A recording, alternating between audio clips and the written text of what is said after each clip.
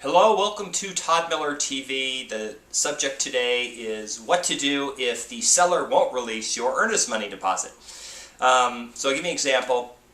You go under contract to buy a house, and one of the first things you do is you write a check for earnest money. It's usually a couple grand or maybe 1% of the purchase price, some amount, nominal amount. And the idea of it is so that the seller knows you're serious and that you have some skin in the game. That way you can't tie the house up under contract for a month and walk away and he didn't have the chance to market to somebody else. So you have the earnest money. It gets deposited in escrow, or depending on your state, an attorney's office, whatever. But they're a third party. So what happens is, let's say you get down to the end of the transaction and maybe you change your mind, or maybe you can't get a loan, or maybe you don't like the inspections. Who knows what the deal is? And then you say, hey, I want out of the deal, give me back my earnest money. Well, just because you say you want your money, you don't get it automatically. The seller has to agree. Your agent can't get it for you. The other agent can't get it for you. No one can get it for you. It has to be mutual agreement between you and the seller. And some of the sellers are saying, hey, no, they backed out at the last minute, and sometimes buyers are right to do it. Maybe something wasn't disclosed, and then they find out, and they go back to the seller, or they couldn't get a loan. They just got the end of the process, couldn't qualify, and maybe they don't have any contingencies anymore, and the seller says, well, it took you too long, so I'm going to keep the EMD. They can't just keep it. It's a third party. So you have to agree in writing. The buyer and seller have to agree. So I'm going to give you a couple tips for what you can do. Okay, the first thing you can do is you can agree to split it in some way with them. Say, look, let's agree that I've got 2,000 EMD. Let's agree that you can take $1,000 because I did tie up your house for 2 months waiting to get a loan, and then I'll take $1,000. And you agree to that, and maybe they'll be incentivized to do that. Because remember, they won't get anything either. They won't get the money. They'll just sit there forever in an escrow account. Okay.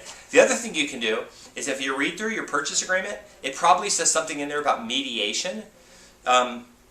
What you'll do is you'll take your contract, give it to your agent, say, hey, we need to go mediate this. You'll go down to the board of realtors probably. You'll sit down there with a mediator, and then you'll come to some mediated agreement usually. And a lot of times when you get face-to-face, you realize you can negotiate it out. So that's another option. What a lot of people want to do is they say, I'm going to get my attorney involved. And that's great. Attorneys would love to take those cases all day long because they can bill the hell out of you. The problem is that if it's $1,000, your attorney's going to cost you that for a couple hours maybe. So depending on what attorney you get, so you're really not gaining anything. Not only that, a lot of times attorney can't do anything. The attorney can't just magically make it happen. Seller still has to agree.